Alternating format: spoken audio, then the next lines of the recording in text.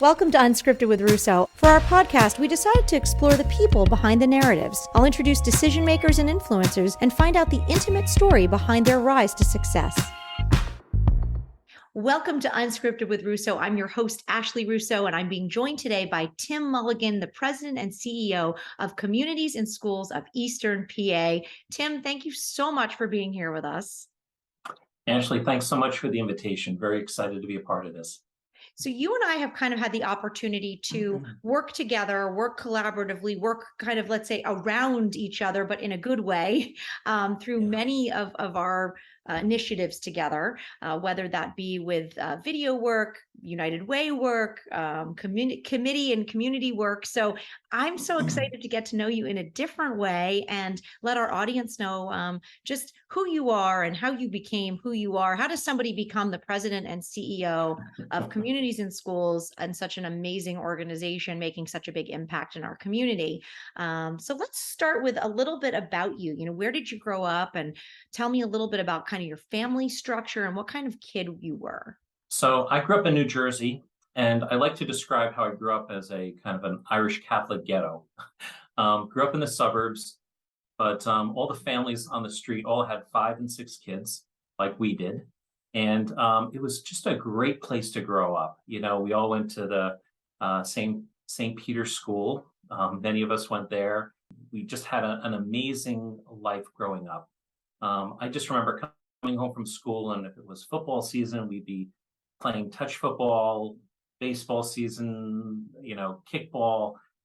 We just had a tremendous, I had an amazing experience growing up. So like a true neighborhood where there were lots of big families, really was. Kids went to the same schools, you played out in the street, the old just come home when it gets dark out or come home for dinner time. It really was. And, like most kids, you never realize what you have when you're growing up, but I look back at it now and I think, how unusual. I had 4 other mothers on the street kind of looking out for me, and kids who were served as kind of role models for me.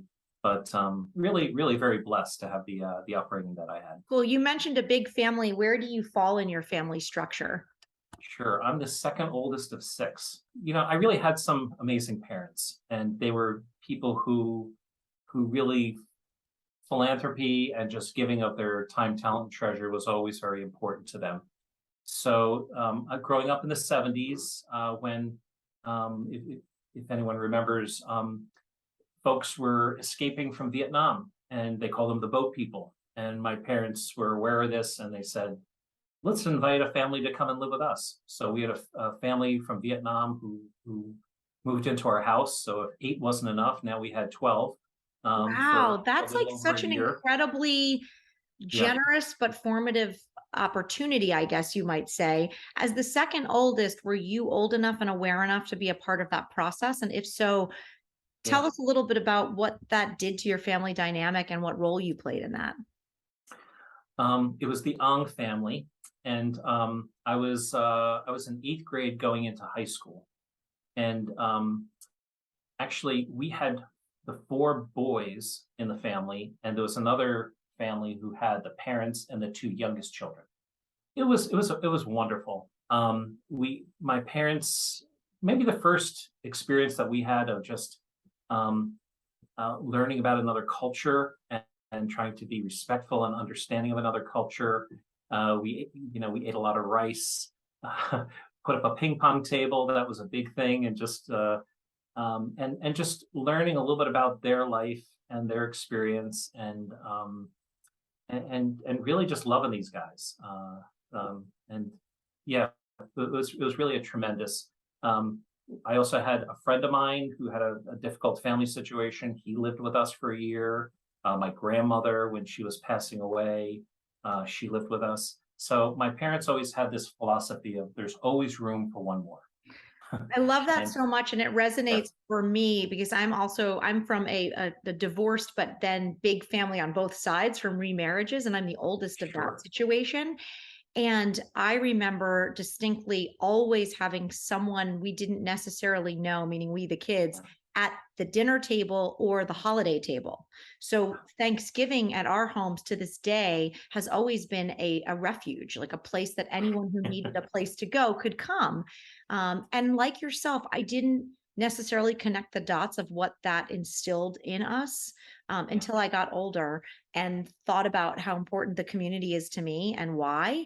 And I feel like it is those little moments and those times in your life that you watched someone else do. It just seemed I didn't know everybody didn't do that. Yeah, yeah.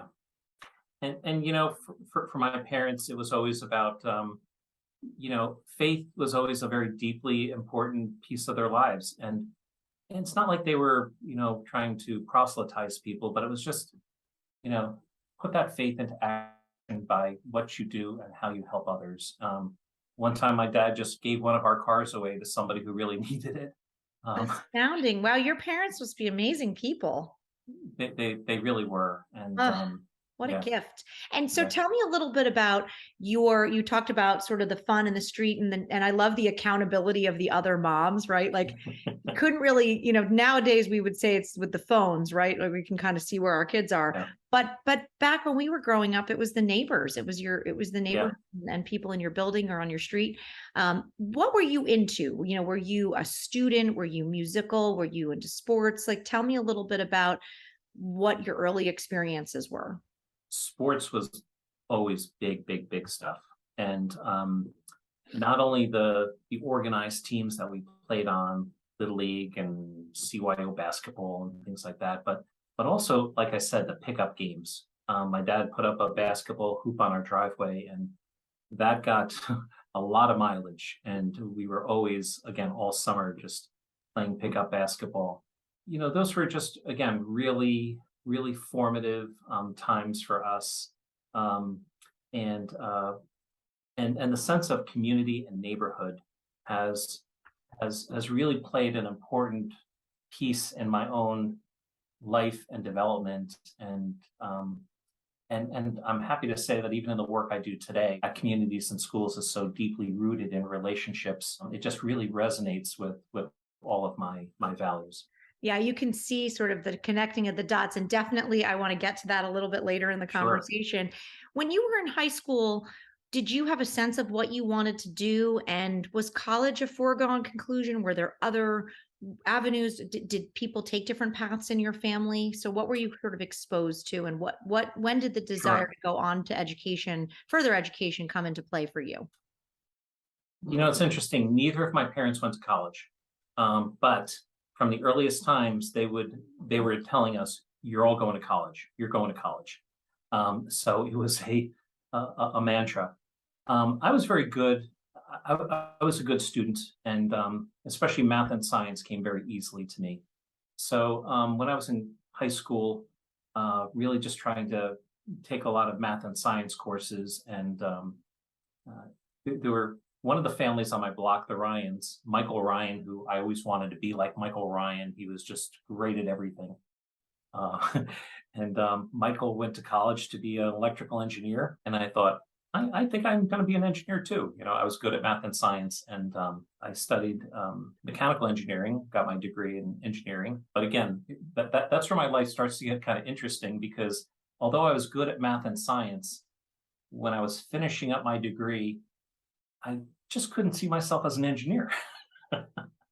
I I was I kind of think that's attracted. like very important though for Yeah. people to think about because often there's so much pressure to Mhm. decide what you want to be, right? You're applying to college at like 17. So I don't know really how people know that. Do Yeah. you find that the basis of the engineering education gave you anything foundationally that has been important, although your career took a pretty big left turn? Um, do you feel there was a connection? Because if people are out there listening and they think like, I can't tell you, there probably 1 out of 10 people I interview are actually doing what they went to school for. I mean, it's really unrelated, most people's careers where it goes, but Yeah. were there foundational pieces in learning to think like an engineer that you find helpful today? 100%. I'm always grateful for the engineering education that I received. And it's funny that you say that, Ashley, because I see that a lot too. I mean, even the people that we bring to our organization and hire often don't have all the traditional educational backgrounds. But what I appreciate about the engineering background was engineering is about teaching you to problem solve and helping you to try to break problems apart into smaller pieces and look at all the different facets that come together into a solution. One of them being economic. So those are the kinds of things that continue to be really important skills that I bring to my work today, and really whatever I'll do in my future, those skills continue to be helpful. I love that so much, the concept that remaining solutions focused. I know that's a big part of what we discuss at ASR Media and on various committees and boards, is the concept we can all talk about the problem, but at some point, how do we get pieces together that start to solve a problem and stay solutions focused? So that's a perfect place for us to take a brief break. When we get back, I want to hear how those problem solving skills came into play in your personal life and your professional life as you moved ahead. So we're going to take a quick break. You're listening to Unscripted with Russo. We'll be right back. Any time of year, the Lehigh Valley is an exceptional place for food, drink, and entertainment. Whether you're cooling off from the summer heat at Dutch Springs or shopping for just the right kind of gift at Chris Kindle Market, you will make memories all year round. For more information on what the Lehigh Valley has to offer, check out Discover Lehigh Valley's website at discoverlehighvalley.com. Welcome back to Unscripted. I'm your host, Ashley Russo, having an awesome conversation with the president and CEO of Communities in Schools of Eastern PA, Tim Mulligan. Tim, thank you so much for sharing about your really amazing childhood, which you said was amazing. Hearing about your family, taking in a family from Vietnam and having, various people live with you that needed help throughout your life, and the foundation of that being so much of what you're into today. You got an engineering degree, Lafayette College. Pretty amazing, very hard to do. I'm always in awe of engineers. I'm a humanities person, so surviving math and science classes was tough. But I love what you said in the first segment. You said that you learned to take different pieces and solve problems. So tell us a little bit about your career. You graduate and you realize, ooh, I don't actually want to be a mechanical engineer. So what do you do next? Now, I told you my parents were always very philanthropic.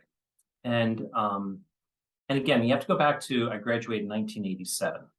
At the time, there were not a lot of programs like there are today, like Teach for America or AmeriCorps, or do a year of service before you kind of begin your career. But that's kind of what I was thinking of doing before I jumped into my career. So my parents were always donors to an organization called Covenant House in New York City. And I used to read the letters that they used to write about I have to tell you, mine also. So I can actually picture the letter and the logo and the doves and the whole thing. When you say that, it's just something I haven't actually thought about for a really long time. And if I remember correctly, you would drive past the Covenant House on your way to like the Lincoln Tunnel. Does that sound That's right? It was right outside the Lincoln Tunnel on 41st Amazing. Street. Okay. I remember the end of the letters that says, sometimes God has a kid's face, right? So anyway, I would always read these letters, and I just, the mission of Covenant House was just, I just thought it was amazing. So I wrote a letter and saying, I would love to work at Covenant House. And behold, one thing led to another, and I got hired there. And again, I would love to have been the person who got the letter with, I assume you attached like a resume or CV or something, and it said mechanical engineering, Lafayette College. I'd like to work at Covenant House. Yes. There had to have been some interesting behind the scenes conversations. Of course, I think, you hired for talent and ability and hard work. So they must have been thrilled, but what a move to just write a letter. Yeah. And did you feel called to that? I mean, what was it for you that you felt a calling to I was always, Ashley, poverty and, the alleviating poverty, me and oh my God, I'm skipping out his name. Alan Jennings. Over the years, Alan and I have just talked a lot about this, and that same kind of desire of to really do something to change the picture of poverty. And I loved everything about it, about the work we were doing. I was I was 22 years old, and I was working with like 18 to 21-year-olds who weren't really a whole lot younger than me, and just trying to be a part of their lives and help them to make those positive choices. It was also during that year, Ashley, that I started to meet the Franciscan friars who were working at Covenant House. And one thing led to another, and I joined the Franciscans the next year. And Wow. I entered into the formation program in 1988. I went and studied theology, and I made my vows, and I was ordained a Catholic priest. I was with the Franciscans for 20 years, 20 wonderful years. Now, before you go any further, let me Sure. stop you, because this is a major life decision. And often I happen to be Catholic, but for people who are not, Yes. maybe there is, just some questions or thoughts around what does that really mean? How does one make that decision? I will tell you, we have very, very good friends. I've watched their son grow up, go to college. He is now in divinity school. He is studying Yeah. to be a priest. And it was very interesting to see and hear the different reactions, right? From around Sure. people, mostly positive, but certainly things that parents have to come to grips with, right? We may Yes. have grandchildren, things like that. Right. So Right. tell me about that time in your life with your family, if you don't mind, whatever you're comfortable sharing. Sure.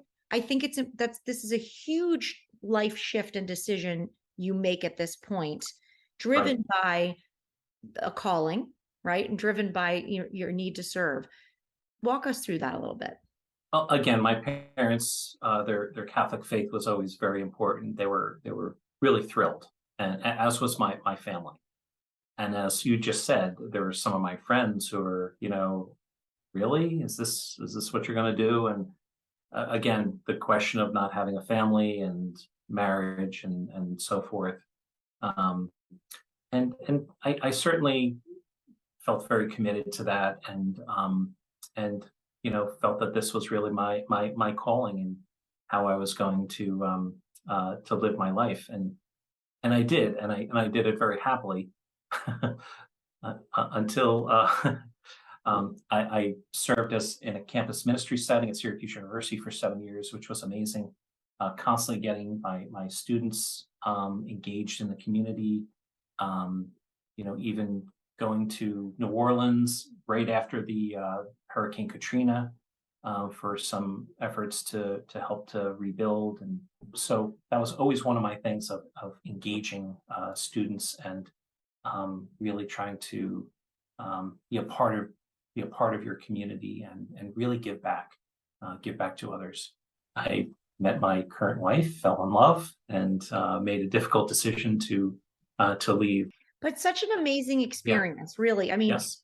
first of all, my understanding is going to divinity school, becoming a priest is no joke. It is extremely, extremely hard from an intellectual, academic, and spiritual standpoint. Is that correct? Yeah, and it was also 6 years of graduate school after college. So Which is yeah, so it was, amazing. it And was I'm a not lot sure of that's another thing I don't know that a lot of people know. So from that, before we get into this shift where you end up leaving the priesthood and getting married and where you go on to serve, what did you take from those 6 years plus your years of service to the church that you have applied forward? So again, get the engineering degree, taught you problem solving skills. What did you get from divinity school and beyond? well, again, from my I would call it my Franciscan spirituality, which I still have today. St. Francis had stories from his life that we really treasure as Franciscans that are all about making connections. You might say diversity, equity, and inclusion kind of work that he was doing back then. Whether it was tying the poor, connecting them to others, whether it was even, we talk about St. Francis and the animals, but his thing was everything is made by God and everything is connected.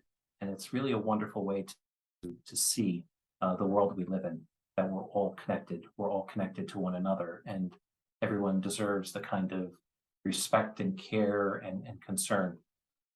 So that's always been again, a driving piece of my spirituality and a driving piece of who I am. And Um, what an amazing way for the world to be looked at, right? I mean, we talk about kindness and kindness matters, and you think about someone like Saint yeah, Francis, yeah, just a great message, right? Doesn't matter what your belief system is, what your yeah, faith is, what your walk, but that basis, that people deserve dignity yeah, and basic human rights is so important in our society, but it has guided so much of yeah, your life. So you leave the priesthood, you get married, and you start to work in other capacities, correct? You worked for Catholic right. Charities, I understand, for a while, and then you Yes, also co-founded a ministry. So I'd love to know a little bit more about both of those, but yeah. particularly the ministry, because I'm curious what goes into founding a ministry, and is it similar to founding a business? Yeah, that was something when I was living in Syracuse, New York, and Syracuse is something like Allentown. A lot of poverty, a little bit bigger than Allentown, but a lot of the same kind of urban challenges. And me and a couple of other another Franciscan friar and a Franciscan sister were talking one day about just looking at some of the needs in this immediate community where we lived, and we decided to pull together some friends and talk this through and created this idea that we called Northside Ministries. And it had two basic pieces to it. One was, there were a lot of people facing eviction issues and other kinds of legal issues, and they just couldn't afford to get an attorney to get any kind of legal advice. So we got some attorneys to provide pro bono work that would be available at this house, and really offer free legal assistance and sometimes even pro bono work on behalf of some of the poorest of the poor in that community. The second piece to it was called the Poverello Clinic. Poverello is a name given to St. Francis, and it was we were very fortunate to have a hospital that had a medical school connected to it, and so we got a lot of volunteer physicians and interns and others who were able to staff and to give free medical care to some of the folks in the community, focusing on those who didn't have any health insurance. So it was really very uh, really a wonderful uh, ministry to be a part of, and to watch that flourish, even to this day. It must be cool to have built something that has continued on. And it reminds me of some of the work that I know the St. Luke's medical students do on the south side of Bethlehem through the Hispanic Center and diabetes screenings and free clinics. Yeah, And yeah. such a necessary thing. Tell me what you learned from that experience, what really stood out, what you didn't know until you had to know it, and kind of what skills it might have given you to move forward into the role that you've got now with communities and schools. One thing that continues to amaze you is sometimes how generous people will be with their time, talent, and treasure. Um, I thought it would be more difficult to get people to volunteer to be those attorneys and to be those medical folks. Maybe it was a little bit easier than I had anticipated. So sometimes people just surprise you with their generosity. Something that I learned then, and I have to continue to learn, is the importance of just listening to what people need and what they really, uh, sometimes a hazard of a position like mine is you start thinking you know what everyone needs. And I've got an idea for a program, let's do this. But we continually need to listen to the people we're serving and hear from them, uh, what they want, what they need, and what's helpful. Because sometimes our preconceived ideas can really get in the way of really being being helpful to those who have needs. Such great life lessons, no matter what you're doing, right? The importance of listening, Yeah. the importance of problem solving. I Hmm. love those. I think they're just really powerful messages for anyone in any walk of life. And your journey is fascinating, Tim, on a number of levels, but I really feel like the more people I meet and get to know, the more you see that every sort of path has twists and turns and curves and right turns and left turns. Yeah. And if you can take something positive from each spot that you're in and mold it forward, you're creating something that matters, right? So tell me about this position now. Let's talk a little bit about communities and schools. What do they do for the Lehigh Valley region for people who may not be familiar? It is a national organization, correct? And there are chapters. So tell us a little bit about that first. What drew you to communities and schools? I think the thing that drew me to communities and schools was the mission. And it's kind of a simple mission, but it just makes a lot of sense. The mission of communities and schools is to surround students with a community of support and empower them to stay in school and achieve in life. We address the question, why are students not coming to school ready to learn? And there's so many reasons why students don't come to school ready to learn. Sometimes they need eyeglasses. They have a medical issue. They have a mental health issue. They have social anxiety. Maybe they're being bullied. Maybe they have an unsafe home situation, or they have transportation issues just to get to school. There's so many challenges that some students have to face every day in order to get to school and be in a position where they are ready to learn. And that's where we jump in. And I really feel like we meet a very critical need, and we serve in a gap that schools really can't address. Schools have more and more personnel, counselors and folks like that, but still they can't, they're not equipped to deal with long-term challenges that students face. They're there in a crisis. Student Yeah. punches another one. Let's deal with this. Let's Reactionary. Really, I look at it as almost Yes. reactionary management versus preventative care in a lot of ways. And I think as you know, and a lot of the listeners know, I'm very involved with the United Way. My husband and I are co-chairing the campaign, big supporters of communities and schools. And I think we fail to recognize often as a society that, we think our taxes take care of it. Like they're going to school, they're getting an education, but it's all those other situations in a child's life that you just mentioned that often are neglected.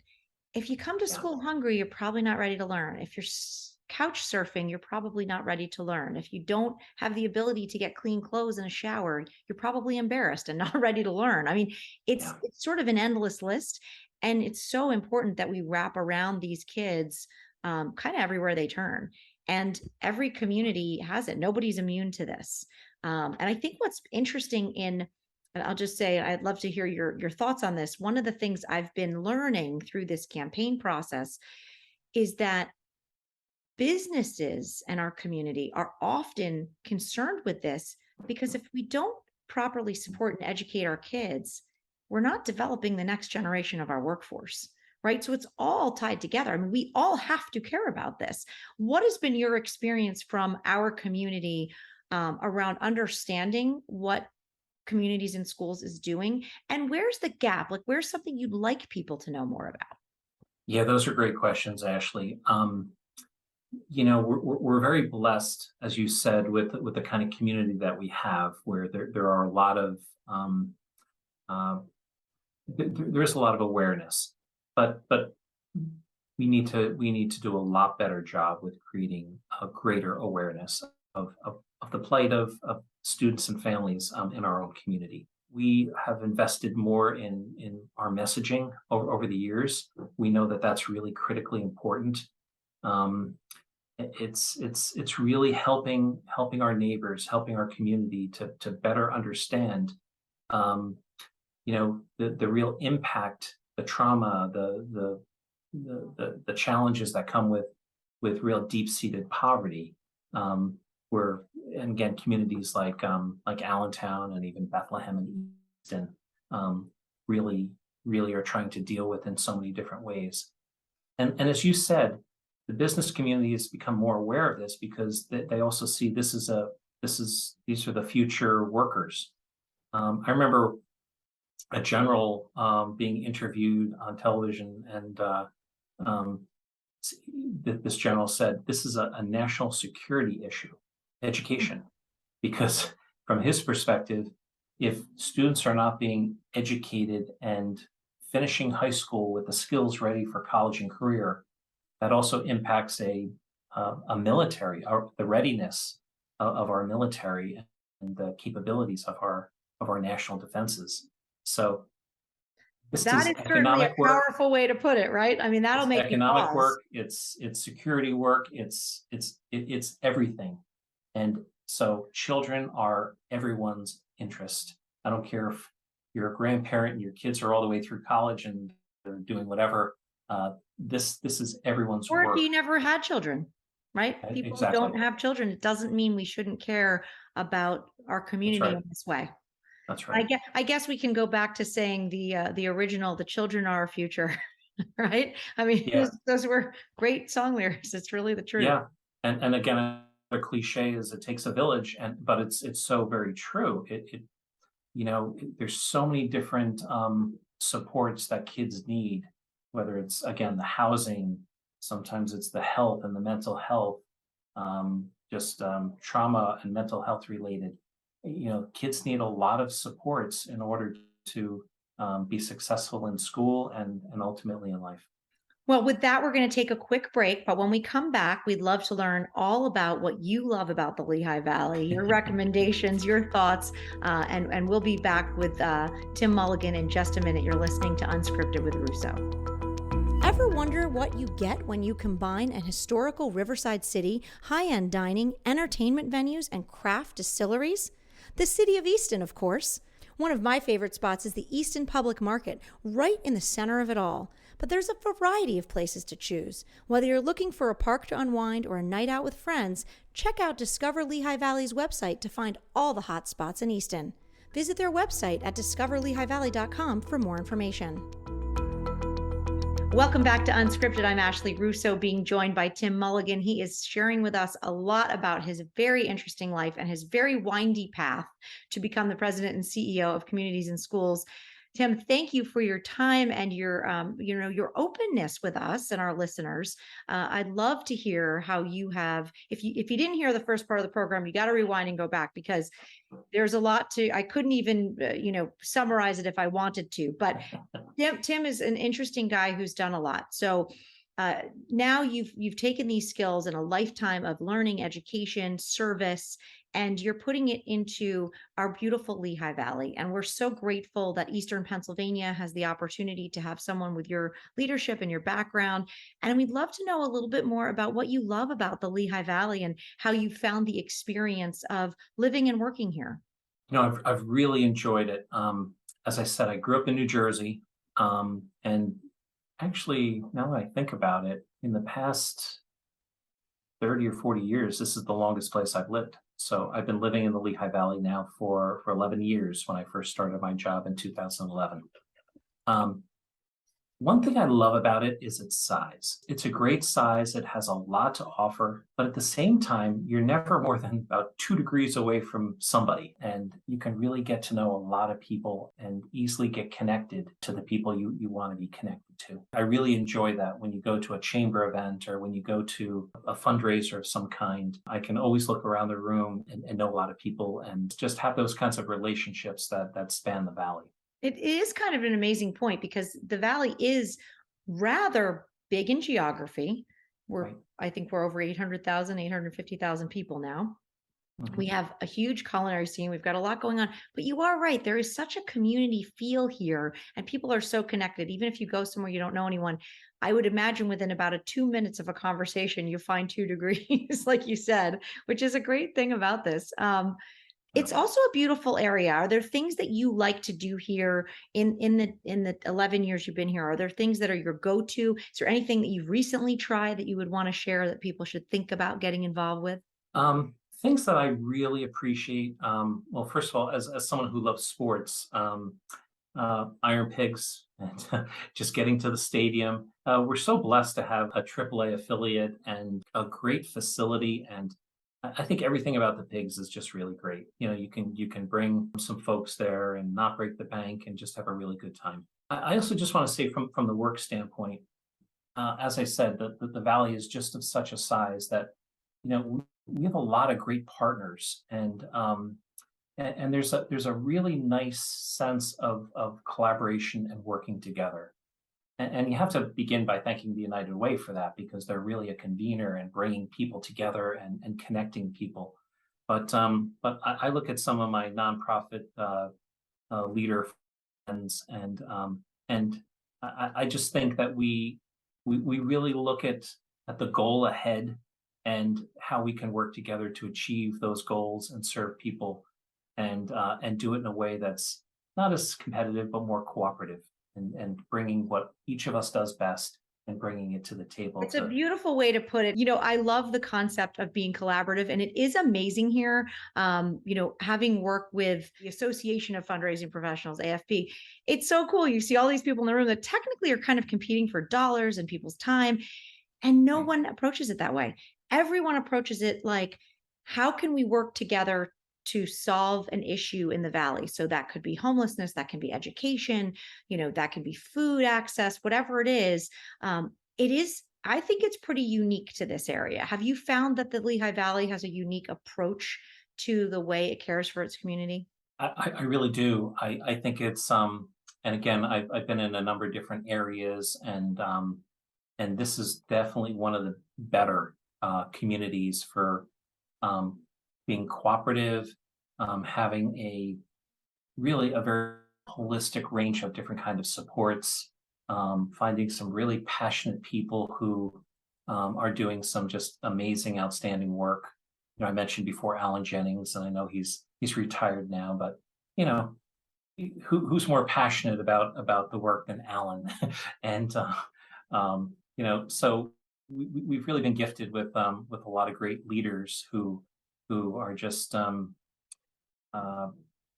real shining examples of service and care, and making transformational change. And just set a really awesome foundation. You think of somebody like a Leonard Poole, or people who were Ed Donnelly. Think of people who were those foundational people back in the steel generation that set the tone and tenor for many generations. And to see that moving forward, I think is really exciting for our area. Yes, all right, well, what about restaurants? I have to say, now you came here in kind of a cool time. I've been here almost 20 years, and there were only about 3 restaurants people would recommend 20 years ago. Wow. Now I feel like it's a list. I open like Lehigh Valley Style or Fig, and I'm making notes of, I've got to try this place, try that place. And now we've got breweries and wineries. So any places that are like your go-to? Wow. One of my recent discoveries in Allentown is Brew Daddies. I really like that place. They have this Brussels sprouts with sriracha, which is just really fantastic. Isn't everything better with sriracha? In Macungie, there's a restaurant called Gio's, an Italian restaurant. My wife and I love going there. They really have some really unique kind of dishes, and never disappoints. That's a great place. I also just love the Paxos group, and whether it's Blue or Melt or Torre. I love Torre. I really do. Torre's got some really killer guacamole. Yeah.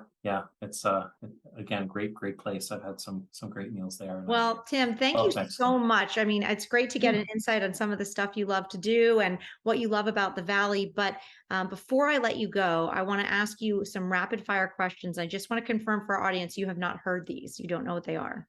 No, I don't. All right. Are you ready? A little nervous. All right. What is your favorite hobby or a secret talent? I love reading great novels, literature. Okay. What is the best advice you've ever received? Begin with the end in mind. Begin with the end in mind. That's the first time we've gotten that one. That's a great one. That could be a Post-it note. It's actually a Stephen Covey, one of his 7 habits. Okay. I love that. That's why it sounded familiar. That's awesome. Okay, Yeah. good one. All right. Now I have an answer to this for you. So in case you don't have one, I'm ready. Which actor would you cast to play you in a movie about your life? I've never thought about that one. This is one that's going to wake you up in the middle of the Some night. people used to say Robin Williams. Okay, that was my first thought, but then I thought Jeff Bridges. Oh, okay. Yeah. Yeah. All right. Okay, so with the white beard, I could see it now. It might be the beard, but yes, I could see not Robin Williams, but since he's no longer with us, I went with somebody who's still here. Yeah.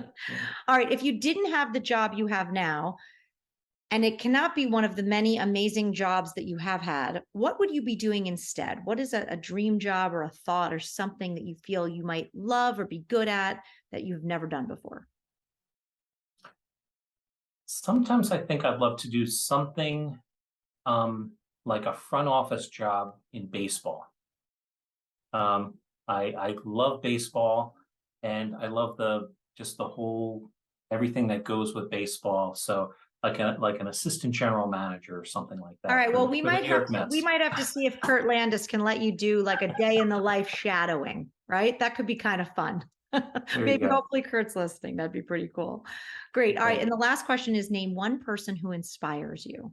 Oscar Romero. He was an archbishop in El Salvador who was a great advocate for the poor, and he gave his life in doing that. I'm writing that down because I'm going to look him up. It's someone I think I'd like to know more about. Well, there's a wonderful prayer, and I can actually send it to you that he wrote. It's really quite beautiful. I'll send it to you. Please do. I would appreciate it. It would be one of those things I'd love to print out and kind of carry with me. I find a lot of power in having sometimes a paper or an object with me that can be a reminder of how I want to live my life each day. So Tim Mulligan, thank you so much for being our guest. We are just so lucky to have you here in the Lehigh Valley. We are just totally impressed and excited by the work that Communities in Schools is doing in the Lehigh Valley and Eastern PA.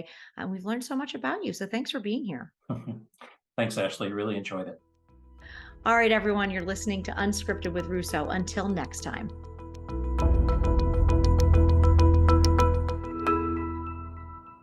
If you liked this video, give it a thumbs up and subscribe to our channel. To see more of the Peak TV, check out our website, subscribe to our YouTube channel, and catch us on WFMZ Channel 69.